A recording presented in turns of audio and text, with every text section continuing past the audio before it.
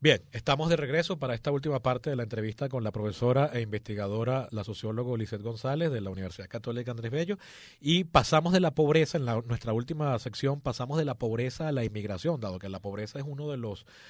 Fíjate, la inmensa mayoría de la gente dice que se va de Venezuela por la falta de oportunidades, no por la inseguridad. Y yo tengo un amigo que el año pasado, cuando despedimos a un primo de él, que es uno de mis mejores amigos, él me decía, a mí lo de la inseguridad no me empuja tanto para afuera, porque uno aprende a vadearla. Pero a mí sí me preocupa más la educación y la nutrición de mi hijo. Y eso está más asociado directamente a la pobreza que lo otro, ¿no? Porque la inseguridad no está tan directamente vinculada a la pobreza como, o sea, países más pobres, mucho más pobres que nosotros, con cualquier indicador, no tienen la inseguridad que nosotros tenemos.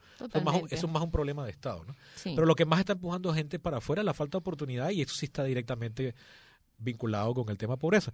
Habíamos dejado en la parte anterior, nos ibas a comenzar ya a dar unos números aproximados, determinados, entiendo que indirectamente, o son los números de votos. Estos son los votos. Ok, exacto. O sea, por ejemplo... Del referéndum del referéndum. Del plebiscito que organizó la oposición el 16 de julio de este año 2017. Sí. Entonces, que claro, no es un dato de migración. No. No es directo porque no todos los que emigraron fueron a votar, porque... no sé, no pudieron, les quedaban lejos, son chavistas, lo que sea. O son menores de edad. Etcétera. Entonces, pero yo el cálculo que hice, pero por lo menos nos da un piso. Sí, te da una idea. Obviamente, también hay gente aquí que está de vacaciones y aprovechó y votó, o sea, que hay de todo. Pero nos da una aproximación. Entonces, el total de votantes en el exterior en ese plebiscito fue de 724.067 personas. ¿700? 24.067. Ok. Entonces yo lo que hice es ver cuánto es eso del registro electoral. Entonces eso del registro electoral, ya te lo voy a buscar, es algo así como el 9%. El 3.66%. Entonces, suponiendo, porque bueno, como todo cálculo tiene un supuesto, que la distribución por edad de la población emigrante no es distinta a la población nacional, ¿sí? Entonces yo podría suponer que, bueno, si son 3% del registro o 3.6% del registro, podrían ser 3.6% de la población, ¿no? Y tienes un margen de error ahí, porque ahorita cuando mencionaste esa condición metodológica, esa condición de la muestra, pienso que si bien yo sé de familias enteras que se están yendo hasta el abuelo, la inmensa mayoría de la gente que uno sabe que se va son los jóvenes. Y se están quedando aquí los padres y los... que ya uno ve en la calle donde yo vivo en el sureste de Caracas, uno cada vez ve más gente vieja, no acompañada de jóvenes, ¿no? Sí. Entonces, claro, esto es un supuesto que tiene sus problemas. Claro. Pero bueno, algo hay que suponer. Claro, entonces, pero te preguntaba si de repente habías hecho un error estimado de por arriba o por abajo. No sé decir si estoy subestimando, sobreestimando, no lo sé. Pero entonces suponiendo que esta gente es 3.66% del registro electoral, entonces supongamos que 3.66% de la población en general es la que emigró. Ese es, ¿no? Entonces, si eso fuera así, entonces tendríamos año 2017 1.149.579 emigrantes. O sea, yo me siento reconfortado porque con una aproximación sin método alguno me le acerqué bastante a la tuya, que es una verdadera estimación científica. Claro, no, los demógrafos dirían que esto es un rancho de estimación. Estoy esto que totalmente yo hice. de acuerdo. Y si la tuya es un rancho, la mía es... me lo saqué de entre las nalgas. Pero bueno, esto es lo que se puede hacer. O sea, pero hay por ejemplo, hay un dato que está publicado en el informe latinoamericano de migraciones, que es con datos enviados por el gobierno de Venezuela. Te voy a decir cómo se llama el informe. Informe Migratorio Sudamericano 2017. Según ese informe, que está basado en datos oficiales, los emigrantes venezolanos son 606.000. Que eso es un dato que no se cree nadie. Dijiste que es un dato del gobierno venezolano. Es decir, estos son pasaportes que marcan salida y jamás marcan entrada. Yo no sé. ¿Cómo no lo dicen. Serán los registrados en los consulados. No tengo idea de dónde, porque eso no lo pone aquí en la metodología. Pero lo que sí es que este es un número que está claramente subestimado. Entonces, fíjate, tenemos esto. Sin embargo, se le acerca bastante a un número estimado por creo que es el UNFPA, el fondo el UNFPA es el de la población, de la ONU. Sí. Que creo que desde finales del año pasado, principios de es un número que tiene máximo un año, que hablaba de que Venezuela, que mide los migraciones de países, con una metodología que ahorita desconozco, pero que asumo que por ser la ONU, por lo menos es seria y estándar, hablaba de un número parecido a ese, pero incluso por debajo. hablaba como de 550.000, 570.000, una cosa así. Sí, por eso es lo que te digo. Tenemos 600.000 en este informe suramericano. Tenemos 2,5 millones según este profesor de la Simón Bolívar. Usando metodologías alternativas podemos calcular que puede estar alrededor del 1.000.000 ya este año. Pero la verdad es que el problema es que no tenemos datos sólidos sobre migración. ¿Qué datos podría producir el gobierno de Venezuela? Bueno, a partir del registro que se hace de los pasaportes, de las salidas en los puertos y aeropuertos. A mí me parecería como el más básico, ¿no? Sí, y eso se solía publicar en el Anuario Estadístico de Venezuela, que se publicaba año a año por el INE, con el que yo emprendí a trabajar estadísticas demográficas cuando era estudiante de sociología hace muchos años. Eso estaba publicado y se publicaba anualmente los flujos migratorios, es decir, cuánta gente salió y cuánta gente volvió. El trabajo con esa base de datos para calcular cuánta gente no regresó ese mismo año, entonces, ¿qué? Es más complejo y eso no se publicaba, pero sí podías tener si cada año tenías un flujo de más salidas que entradas o de más entradas que salidas y qué tan fuerte era ese flujo migratorio hacia afuera o hacia adentro. Y eso se ha dejado de publicar también los últimos 15 años.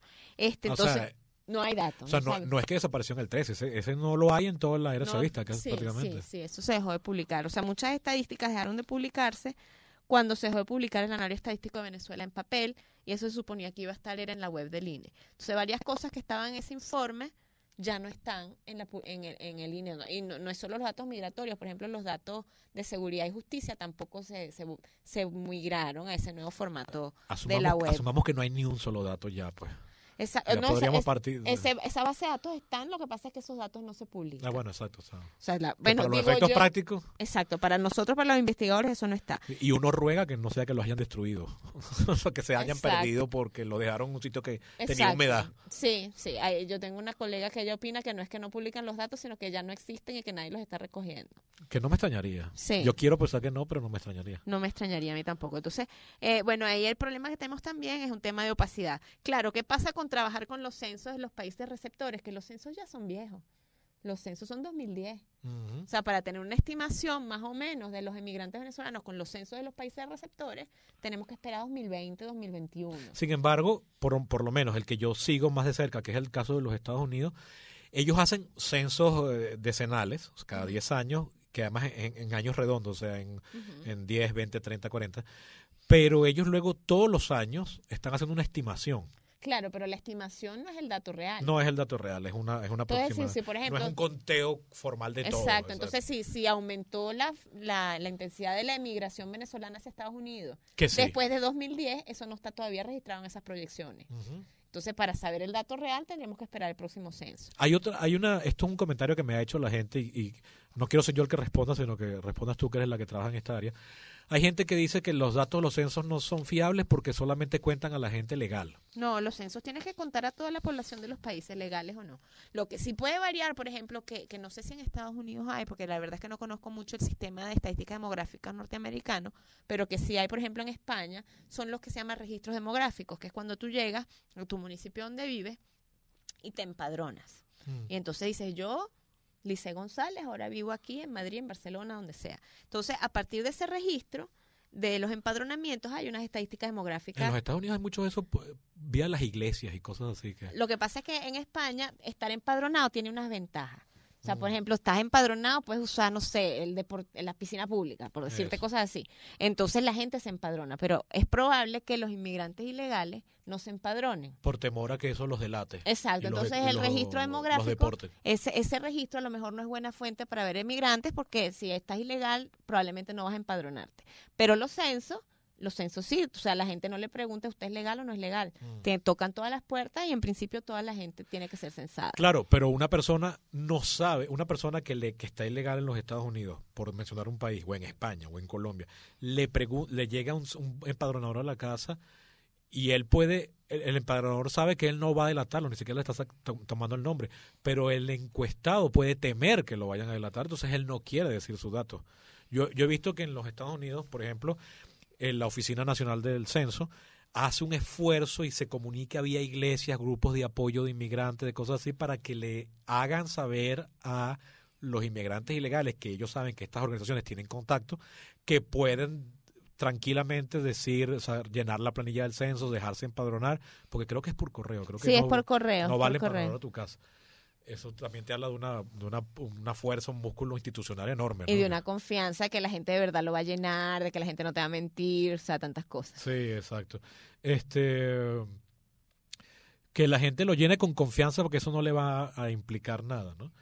Pero entonces, bueno, imagino que siempre habrá un porcentaje de gente que confía y cede y habrá un porcentaje de gente que no confía, incluso los que no hablan el idioma, que en el caso Es que eso es un problema, pero aunque creo que en los estados, por ejemplo, Texas, Florida, etcétera, es probable que la planilla censal también venga en español. Sí, exacto.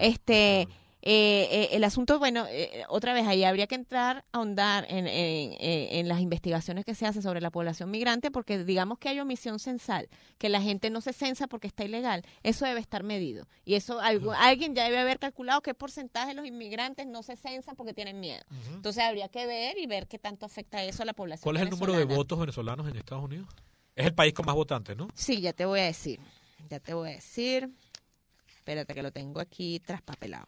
En Estados Unidos son 255,000. Votantes. Sí. Y fíjate, el dato del censo de 2010 habla de 220,000 venezolanos, que eso incluye menores de edad. Exacto. O sea que ya hay la misma cantidad de solo adultos dispuestos a votar que había en total venezolanos hace 7 años. Sí. Y si uno asume que están votando, que son hogares igual de dos... ¿De cuántos? El hogar promedio venezolano es más o menos 4 personas. 4 personas, o sea que entonces estarían siendo cerca de 500,000. ¿Podríamos? No creo porque no necesariamente podemos calcular que hay 2 niños aquí por familia. O sea, es difícil, por eso yo no hice ese cálculo. Okay. Sino que si esto es 3% del registro, ¿cuánto es entonces de la población completa? Okay, entonces porque nuestra proporción de niños está disminuyendo en general como población, pues estamos teniendo menos hijos. Incluso los que ya están afuera serán igual, se comportarán igual así. Sí. O sea, es una cosa cultural, no está atenida a realidades materiales. No. Okay. Wow. ¿Qué te puedo decir? No tenemos fuentes nacionales para medir migración, pero bueno, en la próxima Encovia, déjame hacer la cuña, Encovia 2017 tiene unas preguntas para mediciones indirectas de la inmigración. ¿Esa encuesta se publicará a principios del año que viene? A principios del año que viene debemos estar dando resultados. ¿Y cómo es esa estimación indirecta del... Bueno, lo que hace esta encuesta es una metodología que ya se ha probado en otros países latinoamericanos que han tenido flujo fuerte de migración. Entiendo entonces que es un sistema aprobado. Sí. Entonces, lo que se le pregunta es al hogar que cae en la muestra de Encovi, se le pregunta si algún miembro de ese hogar se fue a vivir a otro país. Y entonces, se caracteriza esa persona que se fue, qué edad tenía, sus estudios, etcétera. Por supuesto, es una estimación que va a subestimar, ¿ok? Porque si el hogar se fue completo, o sea, se fueron papá, mamá y los 2 hijos y esa casa está aquí vacía, no pueden caer en la muestra en COVID. O sea, no hay quien diga si se fue alguien. Exacto. Entonces, pero... Y hay casas vacías. Hay casas vacías, sí. Hay zonas de Caracas en las que en todas las calles hay casas vacías con el monte, que va alguien y les prende una lucecita. Sí. Entonces, bueno, claro, lo que pasa es que sabemos tan poco de nuestros inmigrantes que no sabemos qué proporción de la migración son familias completas. Entonces no podemos saber cuánto vamos a omitir de nuestros inmigrantes con esta encuesta. Pero eso sí nos va a dar un primer dato, que es un dato bastante más duro que todos los que hemos mencionado aquí hoy. Exacto, wow. Y vi que tenías una cifra ahí por continente. Sí. Una estimación general por continente. Sí, ya vamos a volver allí. En América, en diversos países de América hay 574,519 votantes. En Europa hay 141,000. En África hay 254. En Asia hay 3,439. Y en Oceanía, 4,146. O sea, el principal destino de nuestros emigrantes es la propia América, ¿no? Claro, la cercanía geográfica lo hace más atractivo. En estos días estaba cambiando canales y vi... pasé por la televisión alemana, que veo mucho, la Deutsche Welle, pero esta vez fue un momento en que no me pude detener a verla y estaban promocionando un programa que iba a ver ese día, en el transcurso del día, y lamentablemente no me quedé después para verlo, en el que hablaba de los emigrantes venezolanos en Colombia. Y el entrevistado, que parecía ser un funcionario colombiano, que me espantó, decía que en Colombia se sabía que había 1,200,000 venezolanos, y justamente tú estás hablando de que hay 1,100,000 venezolanos afuera, y esta persona ponía esa misma cantidad de venezolanos afuera solo en Colombia. Eso sería que un país reciba a 1,000,000 de nacionales de otro. Es una catástrofe para el país receptor. Así sea China. O sea, China tiene 1.300 millones. Si a China le llegan 1,000,000 de coreanos, para China es un desastre. Sí, totalmente. Imagínate sea Colombia, que por más que Colombia creo que son 60 millones de habitantes, es decir, que Venezuela cabe 2 veces dentro de Colombia, si solamente 1 millón de venezolanos se van para Colombia es tremendo problema. Sí. Y eso me lleva también a la cifra al revés. Yo he oído a gente decir que Venezuela tuvo en algún momento 5,5 millones de colombianos. Sí, eso tampoco es verdad. Eso no puede ser verdad, ¿verdad? Sí. ¿Se maneja alguna cifra? ¿Hay alguna cifra Sí, histórica sí hay, que se sí conserva? hay. En el instituto, lo que pasa es que no las tengo aquí conmigo, no sabría decirte, por eso se hizo varios trabajos de estimar la migración colombiana a Venezuela, sobre todo durante los años 80. Que y creo hay que es el varias, pico, los años 80 creo sí, que es el pico. y hay varias publicaciones sobre eso, también estimación de la migración, de los principales flujos de población que tuvimos, España, Portugal, Italia. Sé que no te etcétera. sabes el número, pero No. ¿estarías de acuerdo en que fue por debajo o por arriba del millón? Yo no creo que haya llegado al millón. Eso. Lo que pasa es que la migración es un tema que llama mucho, digamos, a la polémica en la población receptora, porque bueno, normalmente los migrantes no es que se van yendo goteaditos y están, No, se van. sino que se agrupan. Y es una estrategia de sobrevivencia. Forman guetos. Exacto, entonces bueno, se nota mucho en tal barrio o en tal ciudad o en tal lugar que está la comunidad colombiana o española o la que fuere. Ujú. Y entonces... Y eso ha sido así toda la historia de la humanidad. Sí, claro, porque además es una de las estrategias que utiliza la gente cuando migra. Igualito, cuando alguien está pensando a dónde me voy, una de las variables que están ahí en juego no es solo si me gusta el país, si es fácil conseguir trabajo Sino ahí, si conozco gente. si conozco gente, si tengo quien me ayude a instalarme. Y a medida que, digamos, la población emigrante es mayor, eso es las redes. Y entonces se va haciendo más poderoso y la gente va a ir a migrar donde ya hay gente que te tiene el camino hecho. Claro, es más probable conseguir un venezolano en Miami que en Kansas City. Es correcto.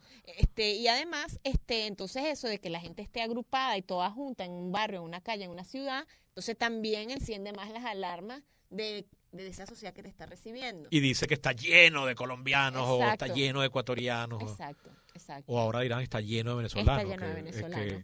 Hemos visto como en Ecuador y sobre todo en Panamá ha habido estas reacciones virulentas que después cuando uno las ve en la calle ve que son 4 gatos, pero que salen panfletos y pancartas y cosas por el estilo, ¿no? Sí, porque el tema de la convivencia con el diferente es el tema difícil de nuestros tiempos y bueno, y la migración es evidentemente un reto para nosotros que nos estamos yendo y para todo, o sea, en general el mundo multicultural que estamos viviendo. Y eso que emigrar hoy en día no es como emigrar hace 50 años, o sea, porque hoy en día tenemos todos un celular inteligente y yo ayer llamé a un amigo que está en las afueras de Valencia, en España, y lo llamé como si estuviese llamando al vecino. Sí, tal O cual. sea, hoy en día eso pega menos. Sí, totalmente. Y por tanto el vínculo se rompe de forma más lenta. Entonces, Si es que se rompe, que no necesariamente se va a romper. que no necesariamente se va a romper. Antes de repente te lo rompía la fuerza del hecho de que simplemente estabas separado por un océano. Hoy en día con las redes, todo el tiempo hablando con tu casa, que alguien te llame, no están los zapatos, y tú estás en otro país, Sí, y tú digas, ahí debajo del mueble, yo los he dejado del mueble, como si estuvieses asomándote por la ventana, totalmente. hace que el cambio en el cerebro no sea tan, o sea, tú no te has terminado de ir. Sí. Entonces mucha gente se queja de que, oye, tú estás allá o estás acá, ¿no?